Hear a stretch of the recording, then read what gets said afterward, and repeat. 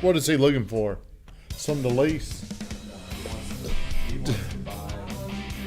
Live on YouTube. Nobody cares anymore. You had a chance and you took way too long. We're live on the YouTube. Good Wednesday afternoon, friends. We're in here with a very light studio audience, man. Where the hell is everybody? Where's all of our peeps at? I thought y'all were going to be late. Were you almost late getting back here? Don't you lie. All right, yeah. You don't need to do me a favor, like, comment, and share. The way we do Real Estate 101 is we always give a big shout out to somebody. I'm going to give a shout out to my Wi-Fi. Brittany Renee, who has joined us, has been doing a fabulous job. Kind of running the show on the operations, especially whenever we get contracts to the closing table. And I'm looking, man, I need a haircut. I'm getting a haircut on. I got a fro like Jacob Freeze right now. But could you do me a favor? Please share this to your Facebook. If you're on here, say hello. Let me know you're watching. So today's show topic is Hardy Boy, happy hump day. What'd you do? Make a mess in there? Come on, man. Come on. Who is that, Ed? This is someone that doesn't matter. Of course. That's probably where most of his calls go during the day, I'm assuming. Here's today's show topic. If you're building a new home, you must do this, ... if you have a home to sell. Didn't put that part in there, but if you're somebody and you're building a new home, you got to do this. If you don't have a home, if you do have a place to live, and you don't have to get rid of the baggage, what are you doing over there? Huh? What are you doing? I was texting. Well, get off the... Hey, I just need your attention for 15 minutes, Ed. I'm already pissed off. You haven't even said anything other than hump day. So, do you know what a sell of home contingency? You don't know how to do it, do you? Yes. He don't know how to do it. What is a sell of home contingency? In order for someone, it's going to go in the contract. In order for them to sell their house or to buy another house, they're going to have to sell their house first. That's exactly right. So, in my situation, me and my wife are we're building a new home. It's probably going to take an estimated 9 months to build it. But we've got to sell a home before we're going to do that. I think maybe I could finagle it, but I wouldn't like to do that because I'm going to break down the steps of why it's important. So most people, I used to hear Stevie Z say this. Well, what we're going to do is we'll buy their house and we'll just pitch the keys day of closing. Like that shit don't work. Have you ever seen that? I know you did it that one time and it worked, but would you do it again like that? No, it was too stressful. Very stressful. Ugh. So. Too many things could go wrong. So I know Hayden McKee, come here, Hayden. Hayden's got a friend. He's buying $1 million house. He's got to sell a house. He's putting up non-refundable earnest money, and before he's going to be able to close on this house, he's going to have to sell his house. What would you advise him to do, Ed? Sell the home. Okay, so let's put together the situation. It's February the 1st. The home's going to be ready in November. He's got a wife, he's got a kid, or he's got a dog and a kid. Tell me the problems I'm facing. Why is this going to get hard? Might not be on the market still that he wants. No, I'm tying it up. I'm going to have to figure out where to stay. Oh, here we go. Here's where you must be willing to do this. You must, if you want to move to B, if you're at A and you're wanting to move to B, you're going to have to give in to this realization that you're going to live very inconvenienced. So, Stevie. Yes. You just said it. You got your house. You're building a house. You got this house. What would most people want to do?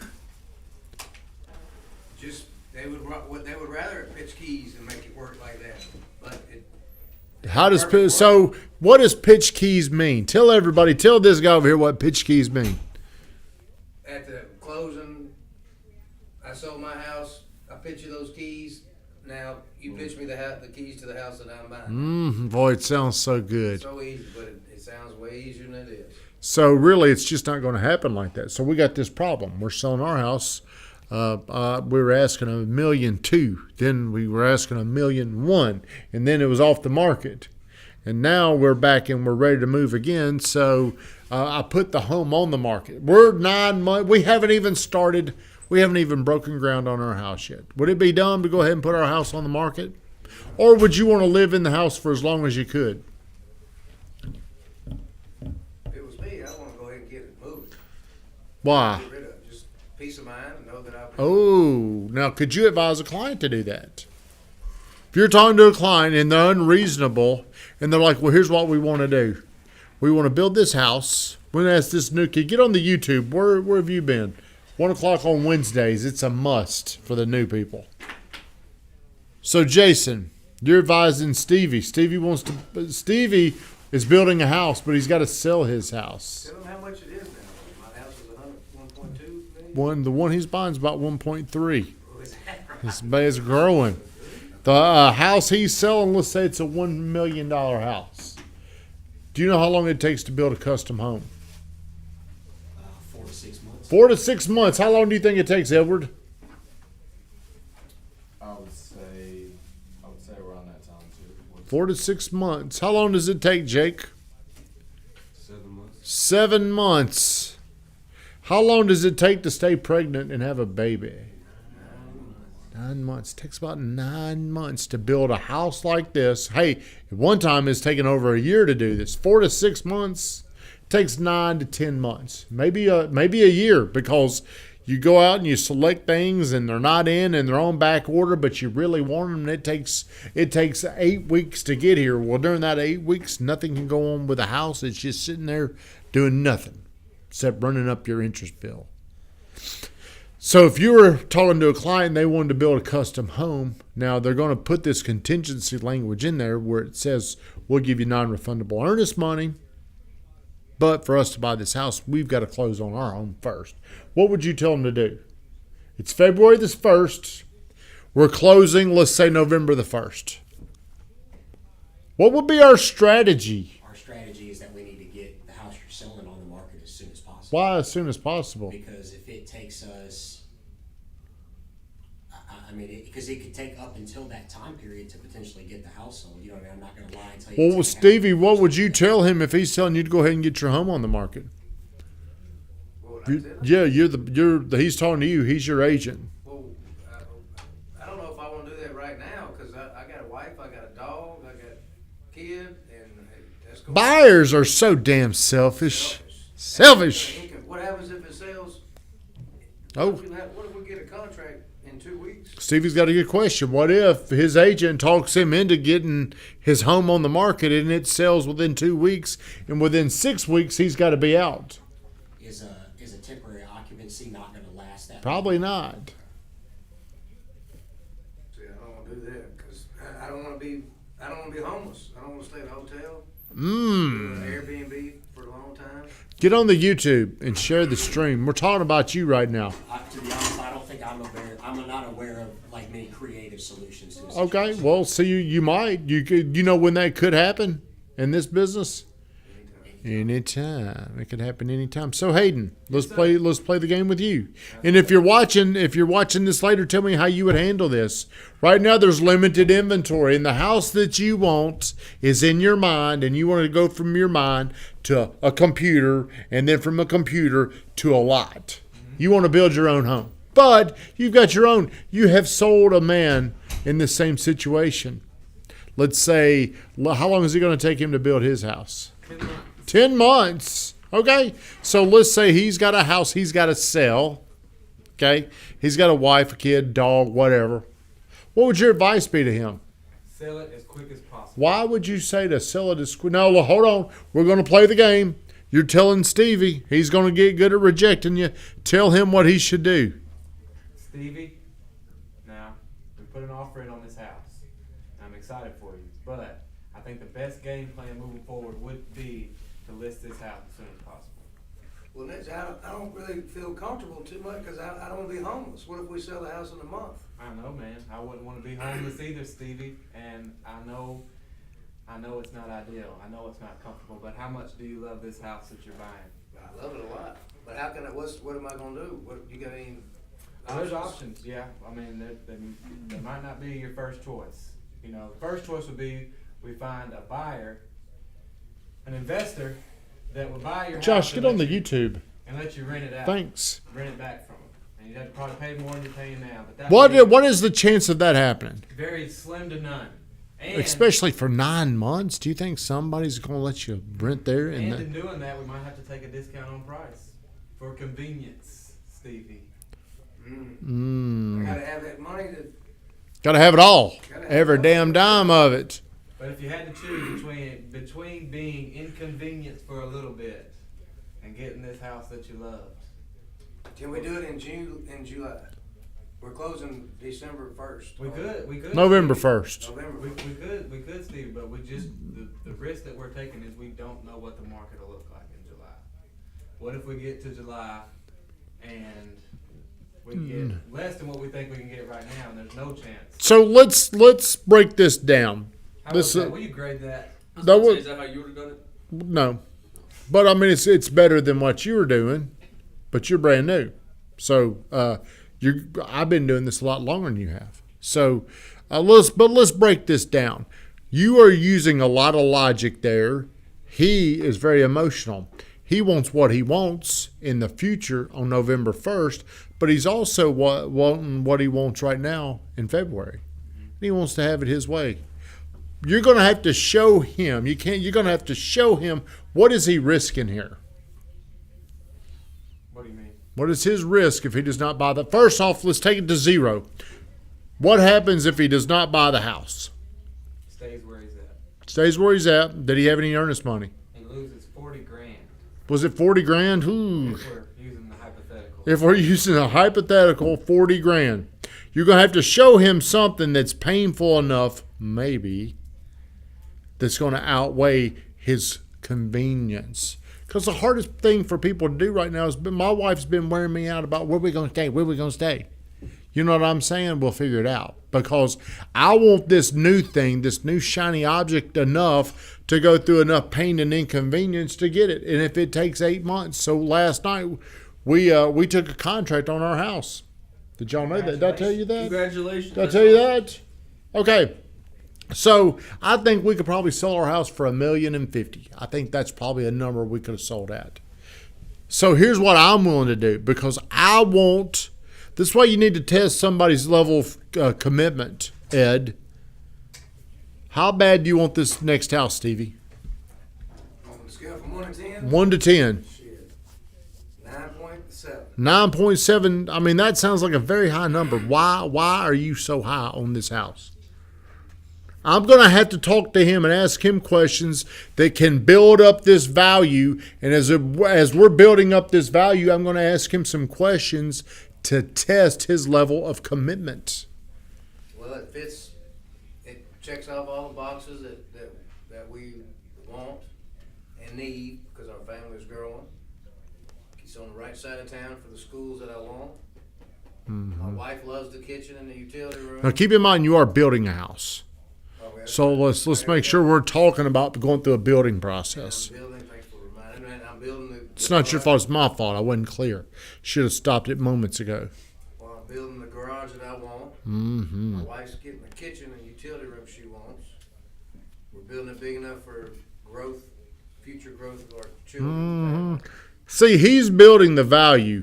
Now, you know, is there any doubt that this is the house for you? Are you certain this is what you want to do? Oh yeah, I'm certain. Okay, well, I mean, you've spoken with your lender. What did they tell you? They said I'm good. I just gotta sell my house. Okay. Did they give you your payments? Do you know what your payments are going to be?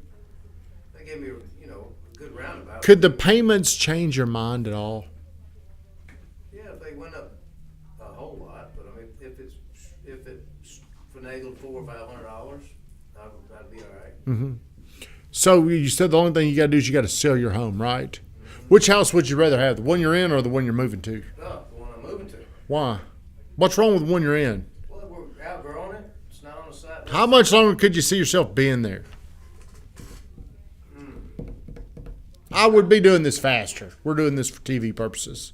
A year, maybe, because I want to. Well, what if I told you you can't have that house? You're going to have to stay where you are.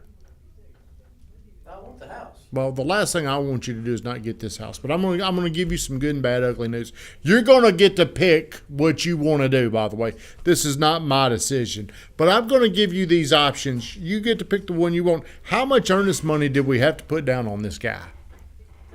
$40,000. Do you know what non-refundable means? That means I ain't getting that shit back if I buy Do you feel good enough to move forward, give him $40,000? That's a little bit ass clenching, but yeah. It is tough. Okay, so let's talk about your current situation. Your house right now, what do you think it's going to sell for? Probably 450. $450. How long do you think it's going to take you to sell this house? Oh, my house won't take long to sell. It won't take long at all. It's perfect. It's perfect. Best house I've ever seen. But let me ask you this. How would you feel going down the wire and you still hadn't sold your house? Well, I'd be nervous, and then How would you... probably pissed because I think my realtor should be able to sell. I agree. So do you think, are you picking the realtor because he's a magician, or are you picking him because he can help you navigate the current market the best? The current market the best. Okay, so let's just say I'm going to give you three options. You pick. I'm going to give you the good and the bad of both. We could go ahead and write this contract, send over that $40,000. Here's what I would tell you to do. Go ahead and get your home ready for sale and list it and sell it as quickly as possible. That's option A. That's very inconvenient. But here's what it's going to allow you to do. If you want to get the very most for your home, it needs to be on the market right now with no pressure, no deadline to get out. You don't want to create a fire sale situation. You're also protecting your $40,000. Another thing that you could do is you could wait and try to time it out perfectly. But what if the house is done and you haven't sold your house? What's your backup plan? So how committed are you to doing this? If you had to sell your house now to guarantee it, move somewhere and be inconvenient, how committed to this process are you? Well, as you put it like that, I'm committed, but I don't want that inconvenience. I don't, but it's terrible. I don't know. Why would you want to do it then? Because I want the house. See, I got to find ways to ask him questions to continue to build value for that house. So I'll give you a third option. Go back to your banker and let's do this. This would be another good solution. Let's go ahead and see if you can get pre-approved to own both houses. And then you won't have to worry about that. How would that sound? I don't know if I want to be strapped with two house payments. Okay, well, you got three options unless you can come up with another, but that's really our three options. Which option do you think is going to be the best for you and your family? The one where you go ahead and get it rid of now, find a place to stay, make more money, B, sweat it out to the end. Hopefully you sell it, you're protecting the $40,000, or go ahead and talk to your lender to see if you can qualify for both.